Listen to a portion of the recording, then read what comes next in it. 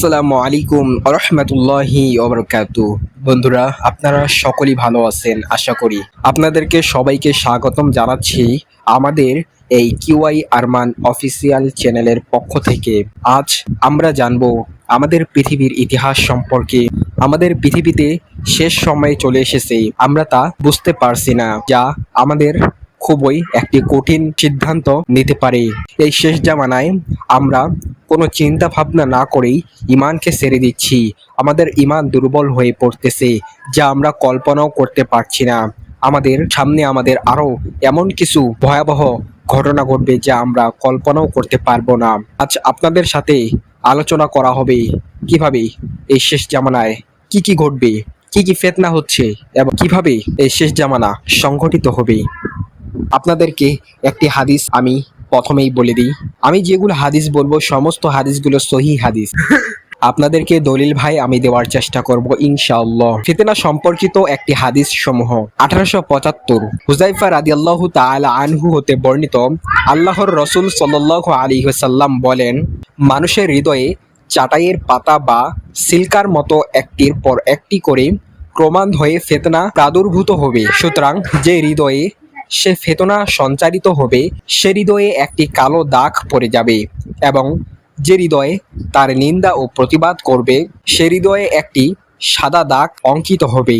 পরিশেষে সকল মানুষের হৃদয়গুলি দুই শ্রেণীর হৃদয়ে পরিণত হবে। প্রথম শ্রেণীর হৃদয় হবে মসৃণ পাথরের ন্যায় সাদা। এমন হৃদয় আকাশ পৃথিবী অবশিষ্ট থাকা অবধি কাল পর্যন্ত কোনো ফিতনা দ্বারা ক্ষতিগ্রস্ত হবে না। আর দ্বিতীয় শ্রেণীর হৃদয় হবে উবুর করা কলসির মতো ছাই রঙের। এমন হৃদয় তার সঞ্চারিত ধারণা ছাড়া কোনো ভালোকে ভালো বলে জানাবে না এবং মন্দকে মন্দ মনে করবে না, তার প্রতিবাদও করবে না। মুসলিম শরীফ 3086। এই হাদিসটি খুবই গুরুত্বপূর্ণ। আরেকটি হাদিসে রয়েছে, আনাস রাদিয়াল্লাহু তাআলা আনহু হতে বর্ণিত কর্তৃক আল্লাহর রাসূল সাল্লাল্লাহু আলাইহি ওয়াসাল্লাম বলেছেন, তোমাদের মাঝে যে যুগ আসবে তার চেয়ে তার পরবর্তী যুগ হবে অধিকতর মন্দ, আর এইভাবে মন্দ হতে হতে প্রতিপালকের সাথে সাক্ষাতের সময় এসে উপস্থিত হয়ে পড়বে। আহমদ ১৩৪৭, বুখারী ৭০৬৮, তিরমিজি ২২০৬, ইবনে মাজাহ সহিহুল জামে ৭৫৭৬। হাদিসের মধ্যে এগুলো বলা হয়েছে যে আল্লাহ রাসূল সাল্লাল্লাহু আলাইহি ওয়াসাল্লাম বলছেন তার সাহাবীদেরকে যে দেখো, তোমরা এই যুগে যেই ফিতনাগুলো দেখতে পারছো, তবে তোমরা এর থেকেও অধিক গুণে বেশি তোমরা আমার উম্মতদেরকে দেখতে পাবে, যা তোমরা স্বয়ং নিজ চোখে তা দেখতে পাবে না। এমন ফিতনায় তারা জড়িয়ে পড়বে যা খুবই কষ্টদায়ক। আরেক হাদিসে ফিতনা সম্পর্কিত হাদিসটিতে রয়েছে, আবু হুরায়রা রাদিয়াল্লাহু তাআলা আনহু কর্তৃক বর্ণিত, আল্লাহর রাসূল সাল্লাল্লাহু আলাইহি ওয়াসাল্লাম বলেন, মানুষের নিকটে এমন ধোঁকা ব্যঞ্জক যুগ আসবে যাতে মিথ্যাবাদীকে সত্যবাদী রূপে এবং সত্যবাদীকে মিথ্যাবাদী রূপে পরিণত হবে।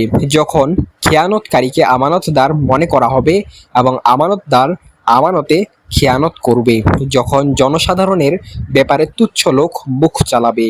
আহমদ ৭৯১২, মাজাহ ৪০৩৬, হাকিম ৮৪৩৯, সহিহুল জামে ৩৬৫০। বন্ধুরা, এই হাদিসের মর্মার্থ অনেক গুরুত্বপূর্ণ, যা আমাদেরকে জানিয়ে দেয় যে আমরা শেষ জামানায় পরিণত হয়ে আসছি। সামনে কি কি হবে তা সব কিছু ডিটেলস জানতে চাইলে অবশ্যই আমাদের চ্যানেলটি সাবস্ক্রাইব করে রাখবেন। ধন্যবাদ।